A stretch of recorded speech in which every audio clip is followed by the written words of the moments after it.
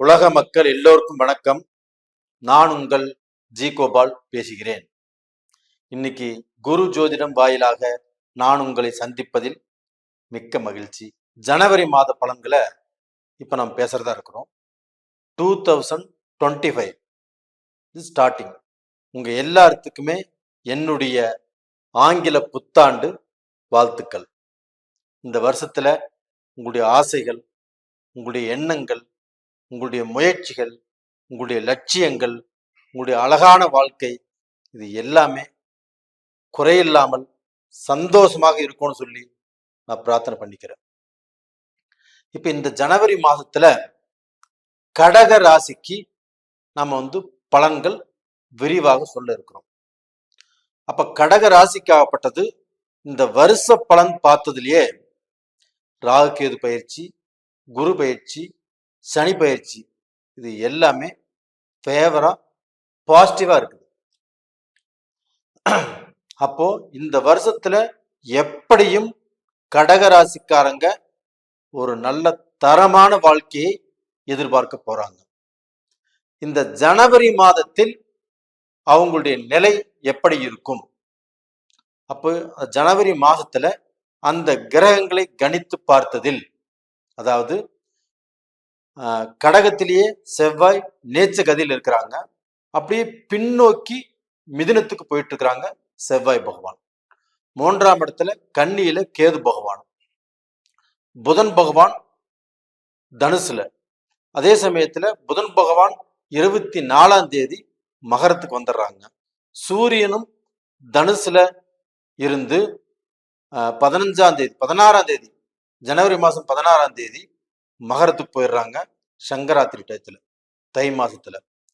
அதே சமயத்துல சனி பகவானும் 8ஆம் இடத்துல, சுக்கிர பகவானும் 8ஆம் இடத்துல, 9ஆம் இடத்துல ராகு பகவான், கரெக்டா பாத்தீங்கன்னா குரு பகவான் 11ஆம் இடத்துல.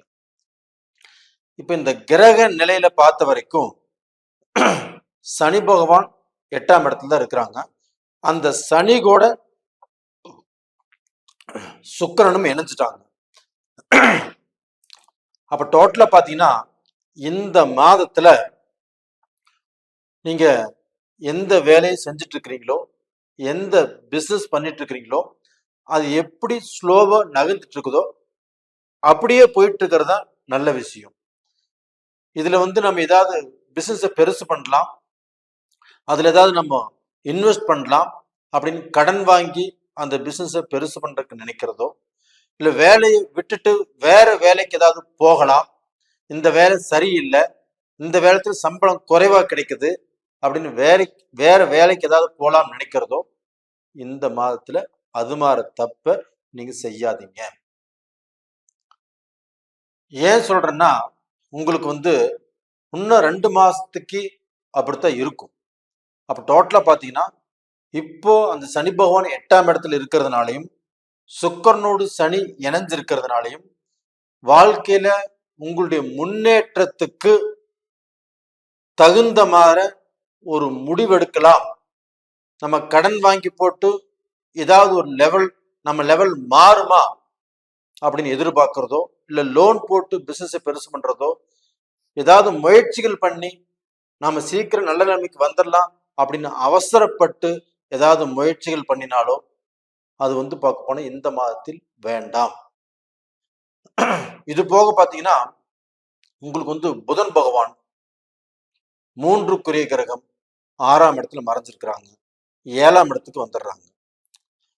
அப்ப இந்த புதன் பகவானால படிக்கக்கூடிய மாணவர்களுக்கு, இப்ப நான் சொல்லக்கூடிய விஷயத்த ரொம்ப நல்லா கேட்டுக்கோங்க, இந்த புதன் பகவானும் உங்களுக்கு சரியில்லை. அப்போ படிப்பு அப்படிங்கிறது நாம ஒரு முறைக்கு 3 முறை படிக்கணும். நல்லா படிச்சு பிராக்டிஸ் பண்ணிக்கிறது ரொம்ப நல்ல விஷயம்.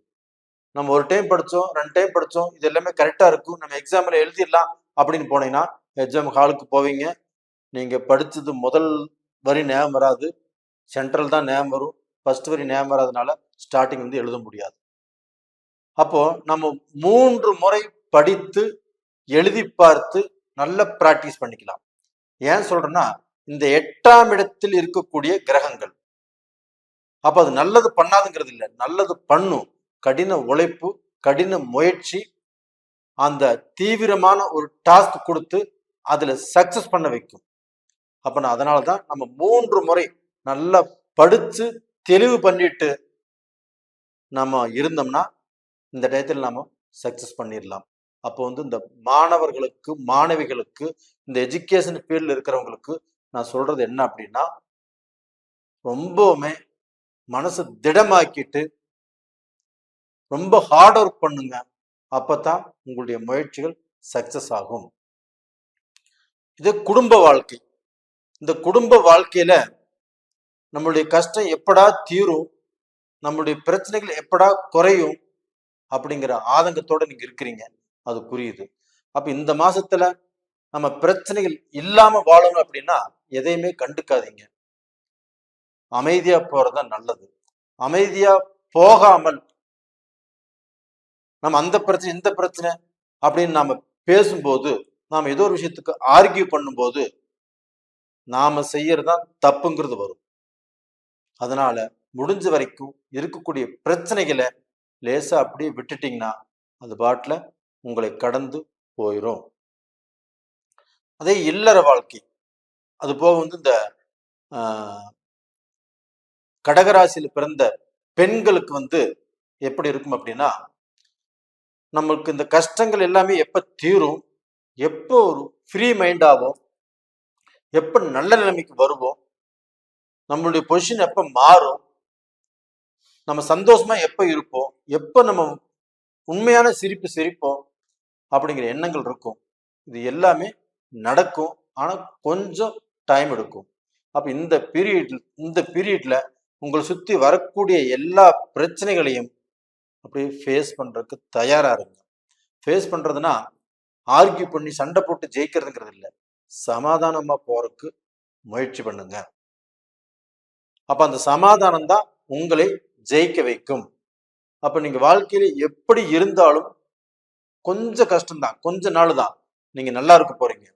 அதற்கு இப்ப இந்த கஷ்டத்தை அனுபவித்தே ஆக வேண்டும். இது போக சீனியர் சிட்டிசன்ஸ், அவங்க வந்து இப்ப வீட்டுல இருக்கிறீங்க அப்படின்னா எதையுமே பெருசா எதிர்பார்க்க வேண்டாம், எதையுமே ஆர்கியூ பண்ண வேண்டாம், தனக்கு இப்ப எதுவுமே வந்து பெருசா வேணும் அப்படின்னு நினைக்க வேண்டாம். அதாவது பாட்டில் இருக்கட்டும். நீங்களும் பொறுமையாக நிதானமாக கொஞ்சம் விட்டு கொடுத்து அந்த குடும்பத்துல பிரச்சனைகள் வராத அளவுக்கு நீங்களும் பாருங்க. இந்த சமயத்துல நீங்க ஏதாவது பிசினஸ் பண்ணலாம், யாரும் அடுத்தவங்களை நம்பி ஏதோ பணம் போடலாம், இப்படின்னு நீங்க எதிர்பார்த்து போனால் அது உங்களுக்கு வந்து நல்லா இல்லை. இப்போ டோட்டலா பார்த்தோம்னா, இப்ப செவ்வாய் 12ஆம் இடத்துல இருக்கிறதும் சனி பகவான் 8ஆம் இடத்துல இருக்கிறதும் உங்களுக்கு ரொம்பவுமே சரியில்லை. இந்த ஜனவரி மாசம் அப்படிங்கிறது அவ்வளவுக்கு ஒரு திருப்தியான மாசமாக இல்லை. இப்ப உங்களுக்கு வந்து இந்த ஸ்லோ ஸ்டார்ட், அதுல தான் நீங்க மெல்ல மெல்லமாக ஸ்டார்ட் பண்ணி மெல்ல மெல்லமாகத்தான் நகர்றதுக்கு பார்க்க முடியும். நம்மளுக்கு வந்து இந்த மாசத்துல எல்லாமே கிடைக்கணும், எல்லாமே நல்லா வரணும் அப்படின்னு நினைக்கிறது இந்த ஜனவரி மாசங்கிறது அதற்கு உரிய மாதம் அல்ல. ஏன்னா உங்களுக்கு 12ஆம் இடத்துல செவ்வாய், இங்க 8ஆம் இடத்துல சனி. இது போக இந்த மாசத்துல திருமணம் சம்பந்தப்பட்டது அதை பேசி முடிக்கலாம் அப்படிங்கிற முயற்சிகள் பண்ணுவது அவளுக்கா திருப்தி இல்லை. அப்ப அந்த திருமண முயற்சிகளையும் கொஞ்சம் தள்ளி போடுங்க. அப்படி தள்ளி போட்டாதான் உங்களுடைய வாழ்க்கையில நீங்க எடுத்த காரியங்கள் நல்லபடியாக முடிவதற்கு கொஞ்சம் காரியங்களை தள்ளி போட்டு செய்வதுதான் நல்லா இருக்கும். நேயர்களே, இந்த பதிவு பிடிச்சிருக்குன்னு நினைக்கிறேன். பிடிச்சிருந்தா லைக் பண்ணுங்க, சப்ஸ்கிரைப் பண்ணுங்க. உங்களுடைய ஜாதகத்துல லக்னம், தசாபுத்தி, நட்சத்திரம், நீங்க பிறந்த டைம், இதை வச்சுதான் கணிச்சு ஜாதகம் பார்க்கணும். அப்படி ஜாதகம் நீங்க பார்க்கணும்னு விருப்பம் இருந்தா எதுக்கும் ஒரு முறை பார்த்துட்டு அந்த ஜாதகத்தில் நடக்கக்கூடிய கிரகங்கள் தசாபுத்திகள் நல்லா இருந்ததுன்னா இந்த பலனிலிருந்து கொஞ்சம் மாறுபட்டு நடக்கும். அந்த ஜாதகத்திலையும் டைம் சரியில்லைன்னா கொஞ்சம் சாந்தமாக விட்டு கொடுத்து போங்க. நேயர்களே, உங்களிடமிருந்து விடைபெறுவது உங்களின் ஜி கோபால். நன்றி, வணக்கம்.